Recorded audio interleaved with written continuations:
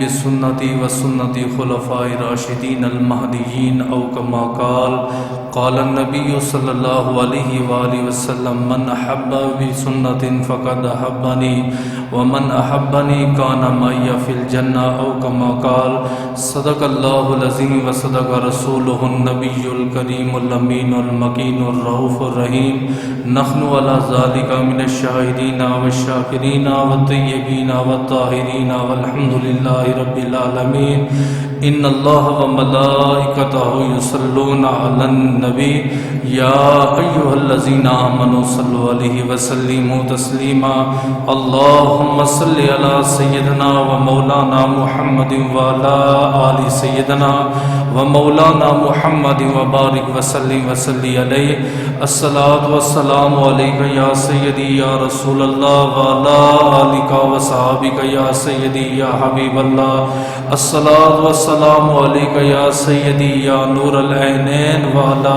آلک و صحابک یا سیدی یا جد الحسنین ربی اشرح لی صدری ویسر لی امری واحلل عقدۃ من لسانی یفقہوا قولی۔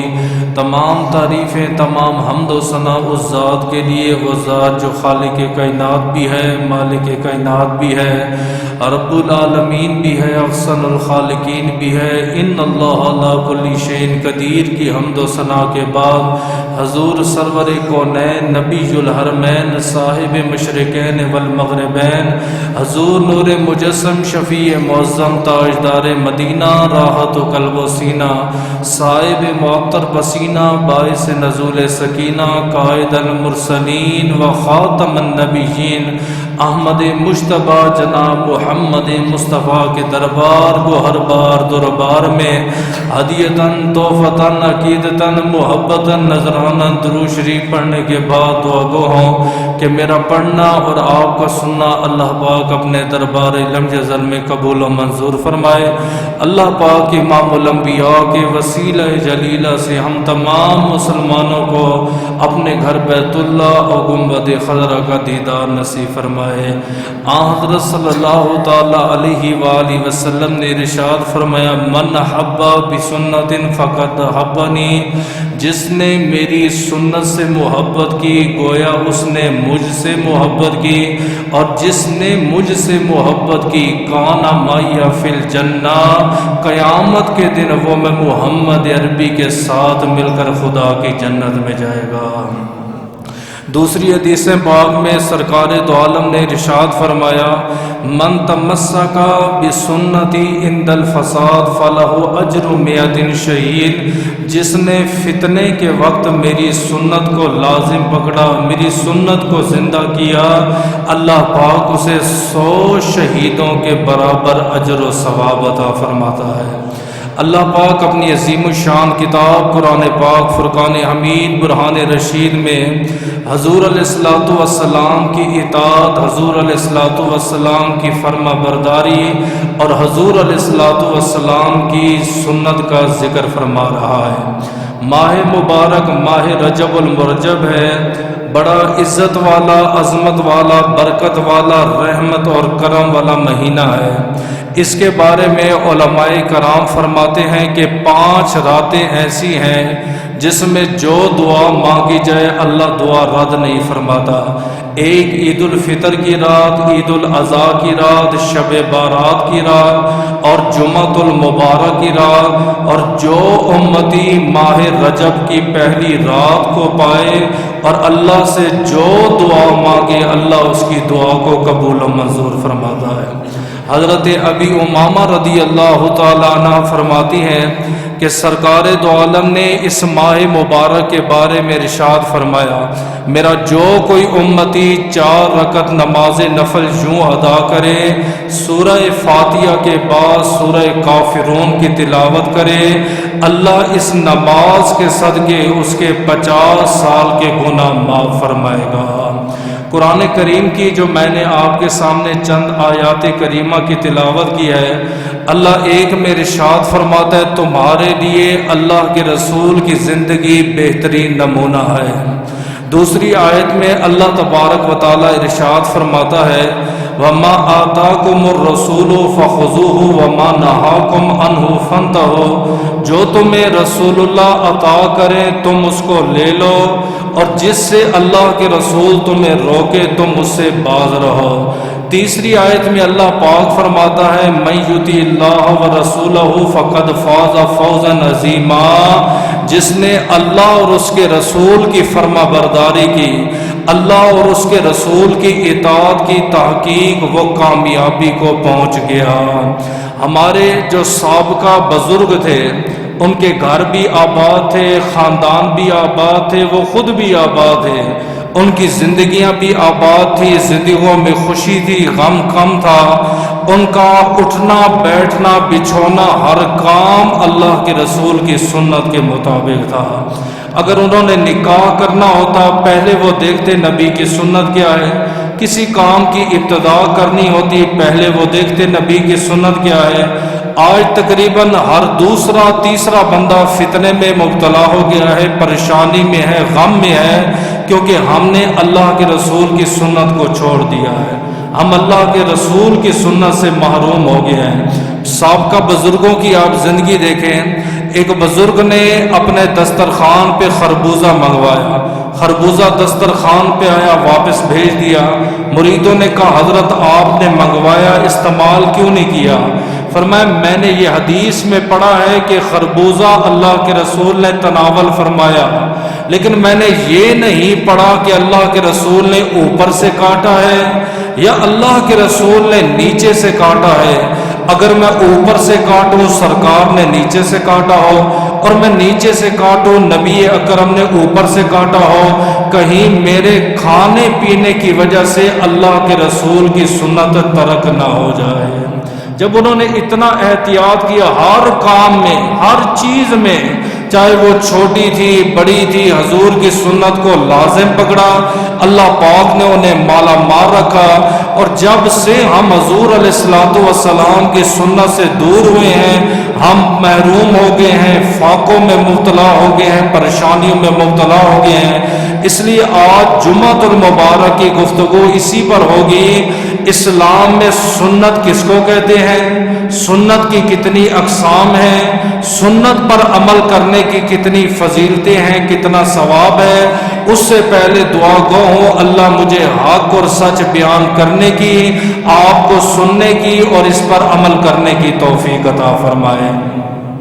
علماء کرام فرماتے کہ سنت کی تعریف یہ ہے نبی پاک کا طریقہ، نبی پاک کا راستہ، اسی کا نام جو ہے وہ سنت ہے۔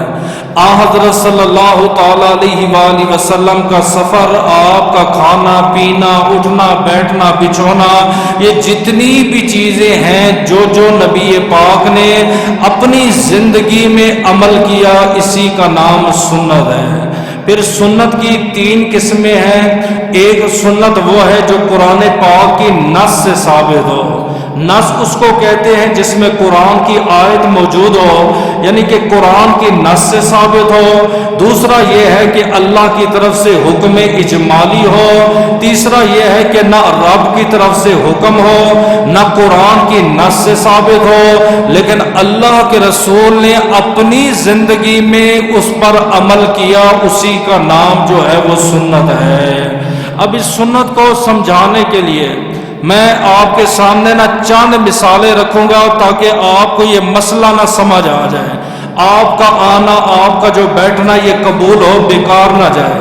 جمعے کا مقصد یہ ہوتا ہے کہ 2 گھنٹے کی 3 گھنٹے کی تقریر نہیں، صرف 15-20 منٹ کا بھی درس ہو، لیکن وہ قابل توجہ ہو، غور سے سنا جائے تاکہ آپ تک علم پہنچے اور حضور علیہ الصلوۃ والسلام کا فیض بھی آپ تک پہنچتا رہے۔ سنت کی کیا مثال ہے؟ علماء کہتے ہیں جب لڑکی کی شادی ہوتی ہے غسل بھی کرتی ہے، اعلیٰ لباس بھی پہنتی ہے۔ آج کے دور کی بات نہیں کر رہا میں، اس عورت کی بات کر رہا ہوں، اس بیٹی کی بات کر رہا ہوں جو سنت کے مطابق اپنے گھر سے رخصت ہوتی ہے، سنت کے مطابق اس نے غسل کیا، اچھا لباس پہنا، اپنے آپ کو اس نے تیار کیا، بان سور کے دولہے کے سامنے جاتی ہے۔ کیوں؟ بغیر غسل کے بھی نکاح ہو جاتا ہے، بغیر میک اپ کے بھی رخصتی ہو جاتی ہے، بغیر گاڑی کے بھی رخصتی ہو جاتی ہے، بغیر بیوٹی پارلر کے بھی رخصتی ہو جاتی ہے۔ آج سے پہلے نہ بیوٹی پارلر تھے، نہ جدید قسم کی ٹیکنالوجی تھی، نہ ہمارے پاس گاڑیاں تھیں، اس ٹائم بھی رخصتی ہوتی تھی، نکاح ہوتے تھے۔ لیکن اس دور میں دلہن اپنے آپ کو تیار کرتی ہے، بنتی ہے، سنورتی ہے، اچھا لباس، اچھا کھانا پینا، اچھا لے کے جانا آنا وغیرہ، کیوں؟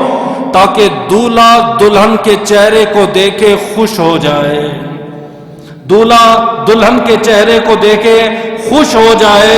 فرمایا اسی طرح جو امتی سنت کے مطابق تیار ہوتا ہے، سنت کے مطابق جو ہے امامہ پہنتا ہے، سنت کے مطابق لباس پہنتا ہے، سنت کے مطابق کھانا کھاتا ہے، سنت کے مطابق لوگوں سے میل جول رکھتا ہے، جیسے دولہا دلہن کو دیکھ کے خوش ہو جاتا ہے، امتی جب سنت اپناتا ہے خدا بھی خوش ہو جاتا ہے، خدا کا مصطفیٰ بھی خوش ہو جاتا ہے۔ کسی بھی آپ نے ملک میں جانا ہے، اس میں جانے کے لیے آپ کے پاس آئی ڈی کارڈ ہو، آئی ڈی کارڈ کے ساتھ پاسپورٹ ہو، پاسپورٹ کے ساتھ آپ کے پاس پاکستانی جو ادارے ہیں ان کی مور یا اسٹیمپ ہونا ضروری ہے۔ جو بھی آپ کا دیکھے گا، کسی بھی ملک میں آپ چلے جائیں، سب سے پہلے انہوں نے آپ کا آئی ڈی کارڈ دیکھنا ہے، آپ کا پاسپورٹ دیکھنا ہے، پاسپورٹ پہ مور لگی ہوئی ہے، اداروں کی مور موجود ہے، آپ کو کوئی نہیں روک سکتا۔ کسی بھی راستے میں جائیں، کسی بھی سفر میں جائیں، ممنوع راستوں کو چھوڑ کے آپ کا آئی ڈی کارڈ دیکھا جائے گا یا آپ کا پاسپورٹ، یا پاسپورٹ کے اوپر مہر ہونا ضروری ہے۔ وہ کہتے اسی طرح جب دنیا میں آپ کہیں بھی جاتے ہو، پاسپورٹ ہو، پاسپورٹ پر مہر ہونا ضروری ہے۔ فرمایا جنت میں وہی جائے گا جس کے اوپر سنت رسول کی مہر لگی ہو۔ جب سنت رسول کی مہر لگی ہوگی پھر اسے کوئی دنیا کی طاقت، کوئی چیز بھی نہیں روک سکتی۔ اور امام مالک نے نا سنت کو سمجھانے کے لیے بڑی زبردست مثال دی ہے۔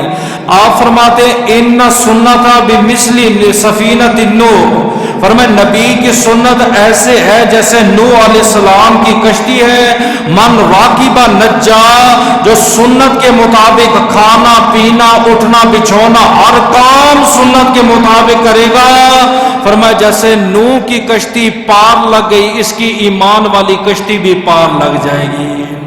آپ نے کئی بار سنا ہوگا فرعون نے جب جو ہے نا عروج پہ پہنچا، اس نے کہا موسیٰ علیہ السلام آپ بھی میدان میں آ جاؤ، جادوگروں کو کہا آپ بھی میدان میں آ جاؤ۔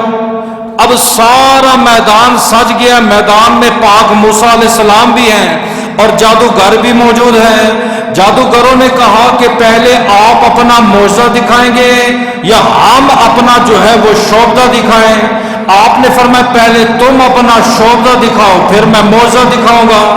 انہوں نے کہا ایک قانون ہے، اگر آپ ہمارے مقابلے میں آئے ہو ہم جیسا لباس پہنو، جیسے جادوگروں کا لباس الگ ہے، ڈاکٹروں کا لباس الگ ہے، امام خطیب کا لباس الگ ہے، ہر شعبے کے ساتھ منسلک رہنے والے کا الگ لباس ہوتا ہے۔ انہوں نے کہا جی آپ اپنا معجزہ دکھانے آئے تو ہمارے سامنے ہو، آپ ایسا کرو ہماری طرح لباس پہن لو۔ آپ نے فرمایا میں تمہاری طرح لباس نہیں پہنتا، میں اللہ کا نبی ہوں۔ انہوں نے کہا ٹھیک ہے پھر ہم آپ والا لباس پہن لیتے ہیں۔ موسیٰ علیہ السلام جیسا لباس پہنا، اللہ نے فرمایا گواہ ہو جاؤ میں رب نے سب کی بخشش کا اعلان فرما دیا۔ اے اللہ وجہ کیا ہے؟ فرمایا میں تو گیا تھا فرعون کے لیے، فرعون اسی طرح کافر ہے، فاسق ہے، اور یہ جادوگروں کی بخشش ہو گئی ہے۔ فرمایا پاک موسیٰ تھے یہ بھی کافر، تھے یہ بھی فاسق، جب انہوں نے اپنا لباس اتارا اور وہ لباس پہنا جو میرے محبوب کی سنت ہے، ان کی ادا اتنی پسند آئی میں رب نے ان کی بخشش کا اعلان فرما دیا۔ علماء کرام اس کے نتیجہ لکھتے ہیں، وہ کہتے ہیں دیکھو بھائی فرعون کے جادوگروں نے موسیٰ علیہ السلام کی سنت پہ عمل کیا، ابھی کلمہ نہیں پڑھا تھا، صرف موسیٰ پاک کی سنت پہ عمل کیا، اللہ نے ان کی بخشش کا اعلان فرما دیا۔ حضور کا امتی جب حضور کی سنت پر عمل کرتا ہے خدا اس کی بھی بخشش کا اعلان فرما دیتا ہے۔ مثال ایک اور میں مثال دے دوں تاکہ مسئلہ آپ کو واضح سمجھ آ جائے. محمود جو بادشاہ تھا، اس کا وزیر تھا، اس کا نام تھا ایاز. ایاز جو تھا بڑا سادہ سودہ تھا، تے بادشاہ کو بڑا پسند تھا. اس کی سادگی، اس کی اطاعت، اس کی فرما برداری وہ بڑا پسند کرتا تھا. وزیروں کو یہ بات اچھی نہ لگی. وزیروں کی جماعت آئی، انہوں نے کہا محمود یہ بھی تیرا وزیر ہے، ہم بھی تیرے وزیر ہیں، لیکن آپ اس سے زیادہ محبت کرتے ہو، ہر بات کرتے ہو، ہر مشورہ کرتے ہو، آپ ہمیں کوئی بات بتاتے نہیں ہو. پہلا مشورہ اس کے ساتھ ہوتا ہے، حکم آپ ہمیں سناتے ہو. یہ انصاف نہیں ہے، یہ عدل نہیں ہے. محمود غزنوی نے کہا ٹھیک ہے، چند دن آرام کرو، پھر میں تمہیں بتاؤں گا میں اس کو اتنی ترجیح کیوں دیتا ہوں. چند ماہ گزر گئے. محمود نے ایک قیمتی ہیرا لیا، محل کے اندر رکھا، سارے وزیروں کو بلایا، ہاتھ میں ہتھوڑا دیا اور کہا اپنے ہاتھوں سے توڑ دو. پہلا وزیر آیا، اس نے ہتھوڑا لیا، جب ہیرے کو دیکھا، بڑا قیمتی ہیرا، بڑا قیمتی ہیرا ہے، نفیس ہیرا ہے، مہنگا ترین موتی ہے. ہتھوڑا اس نے زمین پہ رکھا، اس نے کہا میں نہیں توڑتا. دوسرا وزیر آیا، اس نے ہتھوڑا زمین پہ رکھا، اس نے کہا میں بھی نہیں توڑتا. تیسرا وزیر، کرتے کرتے ہر ایک وزیر نے ہتھوڑا اٹھایا مارنے کے لیے، لیکن جب ہیرے کی قیمت کو دیکھتے، نزاکت کو دیکھتے، وہاں پہ رکھ دیتے. حکم ہوا بھائی ایاز کو بلاؤ. ایاز آیا، ایک ہتھوڑا مارا، ہیرے کے ٹکڑے ٹکڑے کر ڈالے. وزیر ہنسنے لگے، فرمایا دیکھو محمود، آپ اس کو اپنے قرب و جمار میں رکھتے ہو، یہ تو اتنا سادہ ہے، اس کو تو ہیرے کی قدر ہی نہیں ہے، ہیرے کی سمجھ ہی نہیں ہے، ہیرے کی نفاست سے واقف ہی نہیں ہے. محمود نے کہا یہ بتاؤ تم نے ہیرا کیوں نہیں توڑا؟ انہوں نے کہا کہ بادشاہ بڑا قیمتی تھا، ہم کیسے اس کو اپنے ہاتھوں سے توڑے؟ آپ نے کہا محمود ایاز تو نے کیوں نہیں توڑا؟ اس نے کہا بہت قیمتی تھا، لیکن آپ کا حکم تھا، میں آپ کے حکم کے خلاف عمل نہیں کر سکتا. علماء اس کے نتیجہ نکلتے ہیں، وہ کہتے ہیں ایاز ہو کر اگر محمود کی فرما برداری کرے، محمود اسے اپنے قریب رکھتا ہے. اسی طرح جو امتی نبی کی سنت کی فرما برداری کرتا ہے، دنیا میں بھی مصطفیٰ کے قریب رہتا ہے، جنت میں بھی مصطفیٰ کے قریب. بات ہیرے کی نہیں ہے، بات ہے میرے نبی کا حکم ہے، میرے نبی کی سنت عمل کرو. ایک مصور نے بچے کی تصویر بڑی خوبصورت، کئی ماہ لگے، اس نے پینٹنگ کی، ماں کو تحفہ بھیج دیا. ماں نے اپنے بچے کی تصویر دیکھی، خوشی سے آنسو نکل پڑے. ماں دیکھتی رہی، چومتی رہی، دیکھتی رہی، چومتی رہی. بالآخر مصور نے کہا اس کو آگ میں پھینک دو. ماں نے کہا دماغ ٹھیک ہے، پاگل ہو گئے ہو؟ میری جن جان ہے، میری اولاد ہے، میرا خون ہے، اس تصویر کی نسبت میرے ساتھ ہے، اس کی شباہت میرے ساتھ ہے، یہ مجھ سے ملتا جلتا ہے، میرا بیٹا ہے، میرے ساتھ یہ تشبیہ لگتا ہے، میں اس تصویر کو آگ میں نہیں ڈالوں گا. علماء نے نتیجہ نکالا، وہ کہتے کیا؟ بیٹا ماں کے مشابہ ہو جائے، ماں تصویر آگ میں نہیں ڈالتی. امتی اگر رسول کے مشابہ ہو جائے، امتی اگر حضور کے مشابہ ہو جائے، امتی اگر حضور کی سنت کو اپنا لے، خدا ان امتیوں کی صورتوں کو بھی جہنم کی آگ میں نہیں ڈالے گا. یہ تو بڑی دور کی بات رہی ہے. ملتان اپنا جناب یہ خواجہ سلمان توسوی رحمت اللہ تعالی علیہ کے زمانے میں ایک آدمی کو پھانسی کی سزا سنائی دی. نام تھا اس کا محمد، آگے میں نہیں جانتا، صرف اس کو محمد صلی اللہ علیہ وسلم، صرف محمد کے نام سے لوگ پکارتے تھے. پھانسی کی سزا ہوئی، جج کے سامنے اس کو لائے گئے، جج نے اسے بری کر دیا. لوگوں نے کہا کہ بھئی وکیل موجود ہے، گواہ موجود ہے، ثبوت موجود ہے، آپ اسے پھانسی کیوں نہیں دیتے؟ اس نے کہا کسی اور جج کو بلا لو، میں اس کو پھانسی نہیں دے سکتا. وجہ؟ اس نے کہا محمد میرے پیر صاحب کا نام ہے، اس کا نام میرے پیر کے نام کے ساتھ ملتا ہے، میرے پیر کا نام میرے نبی کے نام کے ساتھ ملتا ہے۔ جو نام محمد والا ہو میں اس کو پھانسی نہیں دے سکتا۔ علماء کہتے ہیں نام کی نسبت ہو جائے، جج پھانسی نہیں دیتا، امتی کی شکل کی نسبت نبی کے ساتھ ہو جائے، اللہ نہ عذاب قبر دیتا ہے نہ عذاب نار دیتا ہے۔ لیکن افسوس ہر بندہ سنت سے محروم ہو، دن بدن کتنے محروم ہو گئے۔ آج گھر میں کانچ کا ایک گلاس ٹوٹ جائے، ایک شیشہ بھی ٹوٹ جائے نا، ماں مارتی ہے، باپ مارتا ہے، بیٹا نانا نانی کے خلاف ہو جائے ماں مارتی ہے، دادا دادی کے خلاف ہو جائے باپ مارتا ہے، چاچوں کے خلاف ہو جائے باپ مارتا ہے۔ لیکن ایک دن میں 1,00,000 مرتبہ وہ نبی کی سنت کے خلاف ہو جائے، کوئی مارنے والا نہیں ہے، کوئی پوچھنے والا نہیں ہے۔ خود داڑھی نہیں رکھی، بیٹے کو پیسے دیتا ہے تو بھی داڑھی نہ رکھ، خود سنت پہ عمل نہیں کرتا، اولاد کو بھی لے کے جا رہا ہے، تو نے بھی سنت کے قریب نہیں جانا۔ پھر ایک نیا فتنہ آ گیا اس دور میں، وہ کہتے فرائض ضروری ہیں، سنت کی کوئی اہمیت نہیں ہے۔ یا آپ نہیں دیکھ رہے ہوتے، نماز جمعہ ہوا، 4 بندے ہیں، سنتیں پڑھی، آدھی مسجد خالی، ان کا ذہن بنایا گیا ہے کہ سنت کی کوئی قیمت نہیں ہے، سنت کی کوئی قدر ہی نہیں ہے۔ قیامت کے دن تو فرضوں کا سوال ہوگا، آپ کیوں سنت موقدہ سنت غیر موقدہ پہ عمل کرتے ہو؟ قیامت کے دن تو فرائض پہ عمل ہوگا۔ سنتوں کی کوئی اہمیت نہیں ہے، چھوڑ دو ان کو۔ ہم کہتے پیر میر علی شاہ صاحب سے پوچھیں سنت کا کیا مقام ہے، گولڈا والوں سے پوچھیں۔ آپ کہتے جب میں مدینہ طیبہ میں گیا، عشاء کی 4 رکعتیں سنت کو میں نے ترک کیا، رات کو سویا، آنکھ بند ہوئی، سنتوں والا نبی میرے خواب میں آ گیا۔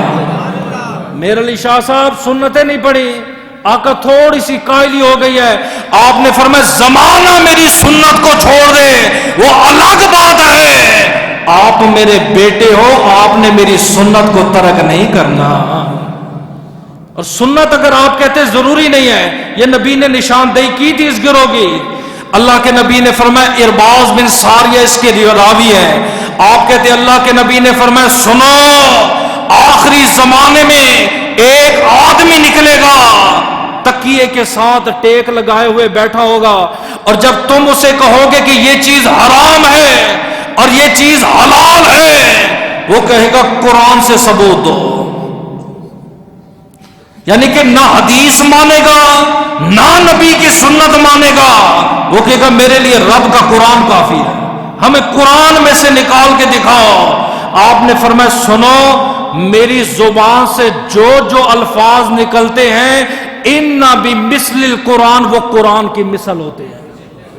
قرآن بھی تو نبی پہ نازل ہوا، اگر کوئی بندہ یہ کہے نہیں میں قرآن کو مانتا ہوں، میں حدیث اور سنت کو نہیں مانتا، میں کہتا ہوں اسی قرآن کو سر پہ رکھ، مجھے 5 نمازوں کا طریقہ قرآن سے دکھا دو۔ فجر کی 2 رکھ دے، ظہر 4 رکھ دے، مغرب، اور چلو نمازیں 5 چھوڑو۔ آپ اور میں جو نماز کے بعد کلمہ پڑھتے ہیں، ایک کلمہ ہی ہے جس سے بندہ مسلمان ہوتا ہے، مجھے پورا کلمہ قرآن میں سے دکھا دو۔ ایک جگہ پہ کلمہ موجود نہیں ہے۔ آپ اگر کہتے ہو میں قرآن کو مانتا ہوں، مجھے قرآن سے نماز جمعہ کا طریقہ دکھا دیں، مجھے قرآن سے آپ وضو کا طریقہ دکھا دیں۔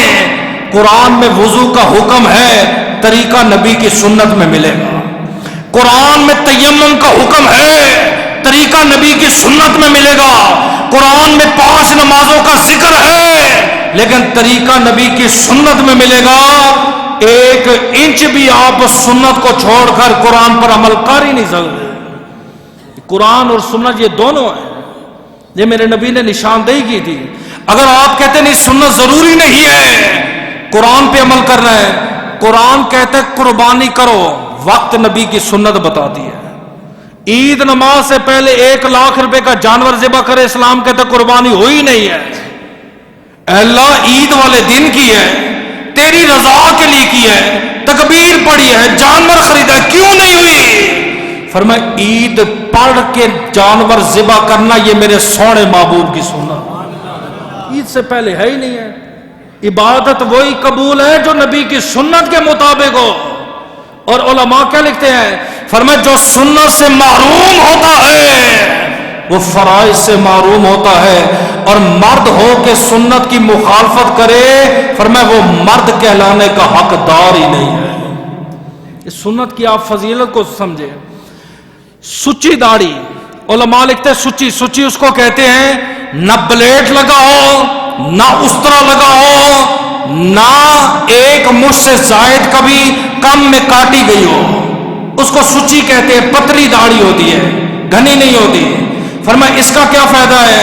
فرمایا یہ جو مریض ہے بواسیر کا، سچی داڑھی والا اپنی داڑھی کو برتن میں بھگوئے، اس کا پانی اس مریض کو پلائے، اس سنت کے صدقے اللہ اس مریض کو شفا عطا فرمائے۔ ایک بندہ فوت ہوا، بندہ تے بیٹے اس کے پاس آ گئے، اس نے کہا ابا آخری وصیت، اس نے کہا وصیت یہ ہے جب میں مر جاؤں نا میری داڑھی پہ آٹا لگا دینا، اتنا آٹا لگانا کہ یہ داڑھی جو ہے نا ساری سفید ہو جائے۔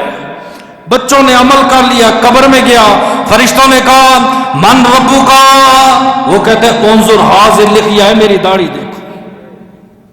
انہوں نے کہا ما دینو کا، وہ کہتے داڑھی دیکھو۔ نبی کے بارے میں کیا عقیدہ ہے، وہ کہتے ہیں میری داڑھی دیکھو۔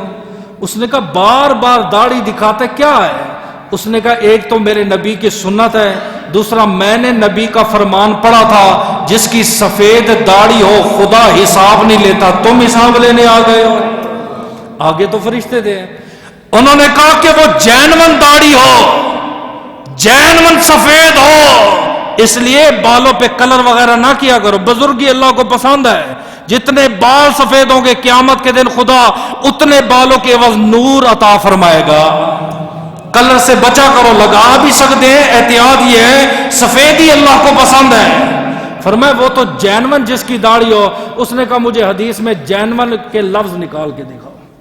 حدیث میں تو اتنا ہے جس کی داڑھی سفید ہو، چاہے اس نے خود کی ہو یا رب کی طرف سے ہو گئی ہو۔ بحث چل رہی تھی، حاتب غیب سے آواز آئی فرشتوں واپس لوٹو۔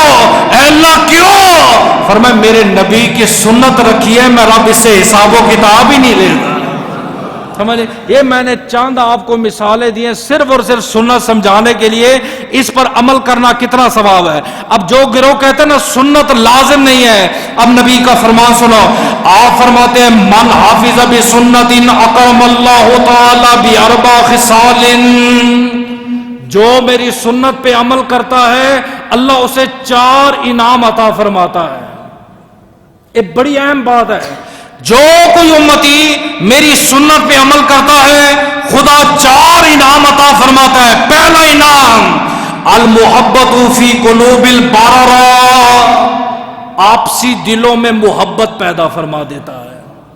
گھر کے اندر 4 بندے چاروں سنت پہ عمل کریں گے، میں خدا کی قسم اٹھا کے کہتا ہوں لڑائی نہیں ہوگی، گھر میں جھگڑا نہیں ہوگا، کوئی جادو نہیں، کوئی ٹونا نہیں، صرف آپ نبی کی سنت پہ عمل کریں۔ موجودہ مثال دے دو، دعوت اسلامی پوری دنیا میں مقبول ہے، کوئی بھی بندہ ہے وہ ان سے محبت کرتا ہے، چاہے وہ سیاسی ہے، غیر سیاسی ہے، دینی ہے، غیر دینی ہے، وجہ انہوں نے نبی کی سنت پر عمل کیا۔ فرمایا سنت کو لازم پکڑو، اللہ تمہارے دلوں میں محبت پیدا کر دے گا۔ کوئی تعویذ کی ضرورت نہیں ہے، کوئی دم درود کی ضرورت نہیں ہے۔ دوسرا آپ نے فرمایا والحیبۃ فی قلوب الفجر، جو بندہ سنت پہ عمل کرتا ہے نا، غیر جو فاسق فاجر ہوتے ان کے اوپر خود بخود اس کا روب آ جاتا ہے، دبدبا آ جاتا ہے، روب آ جاتا ہے۔ امیر المومنین حضرت عمر کے زمانے میں جنگ ہوئی تو فتح نہ ہوئی، صحابی رسول نے خط لکھا، اس نے کہا عمر بن خطاب جنگ بڑے شوروں سے جاری ہے، 3 دن سے لڑ رہے ہیں، فتح نہیں ہو رہی۔ جوابی خط پتہ کیا آیا؟ کہا تم میں سے کوئی بندہ کیا اس کی نیت تو نہیں خراب، یا نیت ٹھیک ہے تو پھر دیکھو اللہ کی رضا کے لیے ہے یا جنگ اپنی رضا کے لیے ہے۔ اگر رضا بھی ٹھیک ہے، نیت بھی ٹھیک ہے، پھر دیکھو کوئی نبی کی سنت کو تو نہیں چھوڑ رہے ہیں۔ لگی جنگ ہے اور سوال ہو رہا ہے، یا اللہ کی رضا نہیں ہے، یا آپ کی نیت ٹھیک نہیں ہے، یا آپ نبی کی کسی سنت کو چھوڑے ہوئے ہیں۔ کمانڈر کہتے ہیں میں نے ساری فوج کو بلا لیا، میں نے کہا بتاؤ تم گھر سے نکلے تھے کیا سوچ کے آئے تھے؟ انہوں نے کہا اللہ کی رضا میں مر مٹیں گے۔ فرمایا ٹھیک ہے، نیت تمہاری کیا ہے؟ فرمایا یا ماریں گے یا مر مٹیں گے، ایسے ہم نہیں جائیں گے۔ فرمایا نیت بھی ٹھیک ہے، رضا بھی ٹھیک ہے، پھر کون سی چیز ہے جو تم چھوڑ رہے ہو؟ ایک بندے نے کہا کہ میں بتاتا ہوں، ہم نبی کی سنت کو چھوڑ رہے ہیں۔ اس نے کہا کون سی؟ فرمایا نبی صبح اٹھتے پہلے مسواک کرتے، ہم 3 دن سے یہاں پہ ہم میں سے کسی نے مسواک نہیں کی۔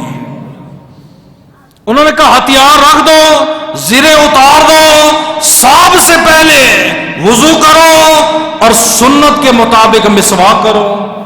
جنگ جب ادھر سے رکی، سامنے والی پارٹیوں نے جاسوس بھیجا، اس نے کہا خیر تو ہے، تیر تلوار رک گئے، ذرا جاسوسی کر کے دیکھو کیا ہو رہا ہے۔ ایک جاسوس آیا، اس نے دیکھا کہ صحابہ کے ہاتھ میں بڑی بڑی لکڑیاں ہیں، مسواک تھی نہیں، درخت کو انہوں نے کاٹا ہوا ہے، دانتوں پہ مسواک کر رہے ہیں۔ وہ دوڑتا ہوا گیا، اس نے کہا وہ برباد ہو گئے، اوے ہلاک ہو گئے ہم۔ اس نے کہا وہ کیا؟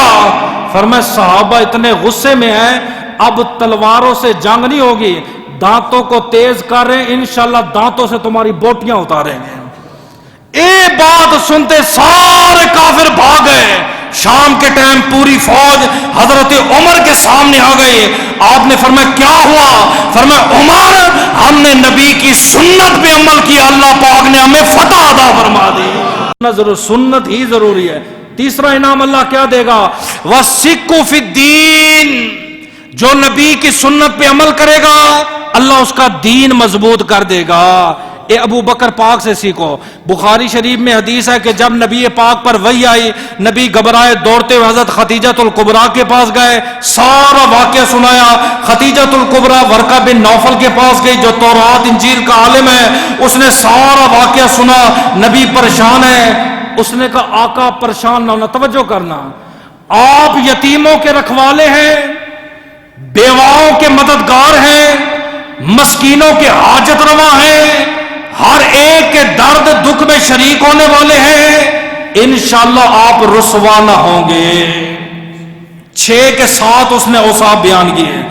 جب ابو بکر صدیق کو مکہ سے نکالا گیا، راستے میں جا رہے تھے، کافر نے پوچھا ابو بکر کہاں؟ فرمایا تیرے شہر کے لوگ مجھے رہنے نہیں دیتے۔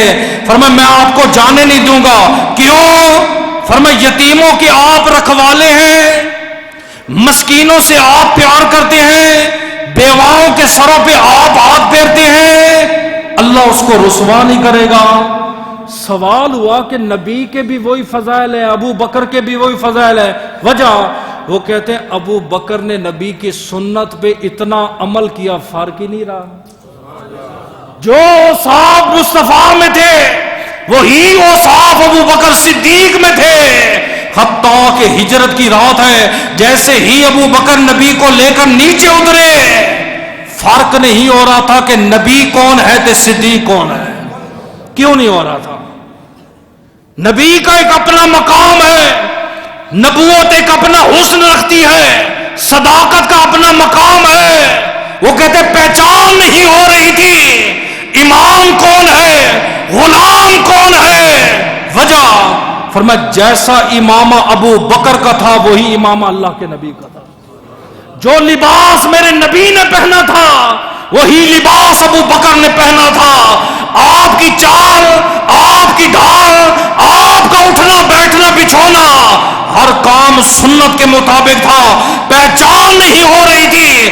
آج کا کوئی ملا ہوتا خوش ہو جاتا، میں نبی جیسا ہوں، میں نبی کی طرح دکھ رہا ہوں، ایک قربان جو صدیق تیری صداقت پر۔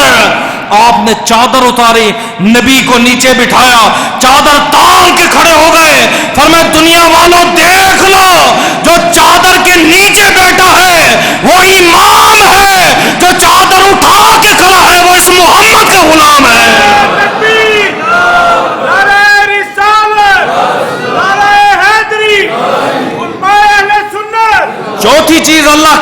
فرماتا ہے سنت پہ عمل کرو. فرمایا والساعۃ فی الرزق، جو بندہ گھر میں سنت پہ عمل کرے گا اللہ اس کا رزق بڑھا دے گا. عرابی مسلمان امیر ہو گیا، محلے والے پیچھے لگ گئے. ویسے بھی جو بندہ نئے نئے امیر ہو نا لوگ پیچھے لگ جاتے ہیں. لوگوں نے پوچھا ہاں بھائی وجہ بتا کیسے دولت آئی؟ اتنا مال روٹی نہیں تھی کل، آج تیرے اونٹ جاتے ہیں، تجارتی قافلوں میں جاتا ہے، اتنا مال اتنا بزنس کہاں سے آیا؟ اس نے کہا میں نبی کے پاس گیا تھا، میں نے نبی کو جا کے شکایت کی ہے. آپ نے فرمایا میری سنت یہ ہے گھر جاؤ گھر والوں کو سلام کرو، گھر میں کوئی بھی نہ ہو تب یہ کہہ دو السلام علیکم ایھا النبی، اے نبی آپ پر سلام. فرمایا نبی تو یہاں پہ ہیں. فرمایا نبی جہاں پہ ہو ہر گھر میں روح مصطفیٰ موجود رہتی ہے. گھر میں آؤ سلام کرو، گھر سے باہر جاؤ سلام کرو. کہتے میں نے سلام عام کیا، نبی کی سنت پہ عمل کیا. خالی مجھے نہیں، اس سنت کے صدقے میرے 40 پڑوسیوں کو اللہ نے رزق کی دولت سے مالا مال فرما دیا. آخری نبی کا خطبہ ہے، وہ بھی آپ غور سے سن لیجئے گا. راوی پھر ارباز بن ساریہ ہے، وہ کہتے اللہ کے رسول نے خطبہ دیا، بڑی قابل غور بات ہے. دل نرم ہو گئے، آنکھوں سے آنسو آ گئے، رکت میں طبیعت تبدیل ہو گئی. ہمیں لگتا تھا یہ آخری خطبہ ہے. خطبہ کیا ہے نبی کا؟ سب سے پہلے کہا فرمایا میری امت اللہ سے ڈرتے رہنا. پہلی بات اللہ سے ڈرنا، امیر کی اطاعت کرنا، اگرچہ حبشی ہو، انگور جیسا ساری کیوں نہ ہو، شکل و صورت نہ دیکھنا. جو تمہارا امیر ہے اس کی اطاعت کرنا، اس کی فرما برداری کرنا. اگلی بار فرمایا علیکم بسنتی و سنتی خلفاء راشدین المہدیین، میری سنت میرے 4 صحابہ کی سنت کو لازمی سے پکڑنا. دین میں نئے نئے کام، نئی نئی بدعات سے بچنا، میری سنت کو لازم پکڑنا. میرے بعد بہت سارے اختلاف دیکھو گے، جس نے میری سنت کو لازم پکڑا وہ نجات پا جائے گا. 6 بندے ایسے حدیث میں ہیں، اما عائشہ کہتی ہے نبی نے گن کے 6 بندوں کے اوپر لعنت کی ہے. وہ کون سے 6 بندے ہیں؟ فرمایا پہلا وہ بندہ جو کتاب اللہ میں اضافہ کرے، دنیا کو بتائے 30 پارے نہیں 40 ہیں، 40 نہیں 20 ہیں، یہ آیت یوں نہیں یہ آیت یوں ہے. فرمایا جو قرآن میں اضافہ کرے نبی نے کہا خدا کی لعنت ہے. دوسرا بندہ کون سا ہے؟ فرمایا دوسرا وہ جو میری امت کے اوپر ظلم کرے، کبھی پٹرول مہنگا کر دے، کبھی ڈیزل مہنگا کر دے، کبھی آٹا مہنگا کر دے، تو پھر بھی گلیوں میں چوکوں میں نعرے لگاتا ہے. تجھے غریب کے آنسو نہیں نظر آتے؟ تجھے غریب کی کمائی نظر نہیں آتی؟ اب بھی تم نے ان کا غلامی کا پٹھا پہنا ہوا ہے. اور نبی فرماتے لعنتی ہے وہ بندہ جو میری امت کے اوپر ظلم کرے. تو گلیوں میں ان کے نام کے جھنڈے اٹھائے پھرتا ہے، آج تو ان کے گیت گاتا ہے. کل تو نے مرنا ہے، کل قیامت کے دن زہرا کے بابا کے سامنے جانا ہے. میرے نبی نے غریبوں کے بارے میں فرمایا تھا، فرمایا اسلام کی ابتدا غریبوں سے ہوئی ہے، اسلام کی انتہا بھی غریبوں پر ہوگی. فرمایا امت کے جو ظالم ہیں، میری امت کے اوپر ظلم کرتے ہیں، ستم کرتے ہیں، ان پر بھی خدا کی لعنت ہے. آقا تیسرا آپ نے فرمایا تقدیر کا جو منکر ہے، تقدیر پہ ایمان نہیں رکھتا، اس پر بھی خدا کی لعنت ہے. آقا چوتھا آپ نے فرمایا خدا جس کو ذلیل کرے، جس کو سریعام جوتے لگے ہیں، جس کو جیلوں میں بھیجا گیا، جس کو روڈوں میں گھسیٹا گیا اور لوگ اس کی عزت کرے جبکہ خدا نے اس کو ذلیل کر دیا ہے. اللہ فرمائے گا آ میرے بندے، میں نے ذلیل کیا ہے، میں نے اس کو رسوا کیا ہے، تو مجھ سے بڑا ہو کے اس کی عزت احترام کرتا ہے. آقا پانچواں فرمائے جو میری اہل بیت کی عزت نہ کرے، میری اہل بیت کا احترام نہ کرے، سادات کی عزت نہ کرے. آج لوگ کہتے ہیں متقی کی عزت ہے، سید کی کوئی عزت نہیں ہے، سید کا کوئی احترام نہیں ہے. اور ظالمو تم کہاں جا رہے ہو، میرے نبی کا فرمان سنو۔ آپ فرماتے جس نے ایک سید زادے کا یا ایک سید زادے کا ادب کیا، قیامت کے دن میں محمد اس کی شفاعت فرماؤں گا۔ سادات کا بڑا مقام اور رتبہ ہے، متقی اپنی جگہ پہ ہے، وہ آل رسول ہے، وہ خون رسول ہے، وہ نور نصور ہے۔ آقا چھٹا وہ کون سا آدمی ہے جس پہ لعنت کی گئی ہے؟ آپ نے فرمایا جو میری سنت کو چھوڑ دے، میری سنت کو جان بوجھ کے ترک کر دے، فرمایا اس پہ بھی لعنت ہے۔ یہ آخری بات میرے پاس صرف 1 منٹ 2 منٹ باقی ہے۔ امام اعظم ابو حنیفہ آپ کا پڑوسی، اس کا کام تھا ڈھول مارتا تھا۔ یہ ساری زندگی رہا ہے جہاں علماء رہے، جہاں اللہ اس کے رسول کے پیارے رہے، پڑوس میں ہر بندے نے مخالفت کی ہے۔ داتا علی حجویری لکھتے ہیں، وہ کہتے ہیں جب عالم دین کے اوپر اللہ پاک کوئی نہ کوئی فرعون مسلط کرتا ہے، ہر عالم کے اوپر کوئی نہ کوئی فرعون مسلط کرتا ہے، جب وہ عالم اس کے ظلم پہ صبر کرتا ہے، اللہ پاک اسے مقام ولایت کی دولت سے مالا مال کر دے۔ یہ لفظ سن کے ہمیں صبر آ جاتا ہے۔ آپ کہتے ہیں کہ رات کا کام ہے، چراغ جلتا، امام اعظم ابو حنیفہ مطالعہ کر دے، یہ ڈھول مارتا، ڈھول مارا۔ کئی دفعہ مریدوں نے شکایت کی، آپ نے فرمایا رہنے دو۔ ایک دن ڈھول کی آواز نہ آئی، امام اعظم ابو حنیفہ گھر سے باہر آ گئے۔ جتنے بھی پڑوسی بیٹھے نا، ہر ایک کا کوئی نہ کوئی پڑوسی ہے، میری جملہ لکھ کے جائے، باقی ساری تقریر بھول جائے، معاف ہے۔ لوگوں نے کہا کہ آپ نے پوچھا یار وہ ڈھول والے کی آواز نہیں آئی، انہوں نے کہا رات کو پولیس آئی ہے، پکڑ کے لے گئی ہے۔ امام اعظم ابو حنیفہ انہی قدموں میں جیل میں چلے گئے، جیلر کھڑا ہو گیا، حضرت آپ ہمارے جیل میں؟ آپ نے فرمایا تو نے میرا پڑوسی پکڑا ہے۔ انہوں نے کہا حضرت وہ آپ کو تکلیف دیتا ہے، اہل محلہ والوں نے شکایت کیا ہے۔ آپ نے فرمایا محلے والوں کا مسئلہ نہیں ہے، مسئلہ میرا اس کا ہے، تکلیف وہ مجھے دیتا ہے، تو کون ہوتا ہے گرفتار کرنے والا؟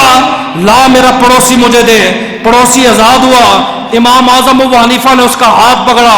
اب وہ شرمندہ راستے میں آتا تھا، جب گلی میں پہنچا اس نے کہا امام صاحب ڈھول میں نے مارے، آپ پر جناب باتیں میں نے کسی، تہمتیں میں نے لگائی، چوکوں میں محلے میں آپ کے خلاف جگت باتی میں نے کی ہے، آپ نے مجھے کیوں چھڑوایا ہے؟ آپ نے فرمایا جو تو نے کیا وہ تیرا کردار تھا، جو میں نے تیرے ساتھ اچھا سلوک کیا ہے یہ میرے محمد عربی کا اخلاق ہے۔ میرے نبی نے کہا تھا پڑوسیوں کا اچھا سلوک کرنا، ادب کرنا، بلکہ پتہ کرنا ہو نا بندہ کیسا ہے۔ فرمایا پڑوسیوں سے پوچھو، جب پڑوسی کہہ دے بندہ اچھا ہے تو اچھا ہے، جب پڑوسی کہہ دے بندہ برا ہے تو بندہ برا ہے۔ دعا ہے کہ اللہ عمل کی توفیق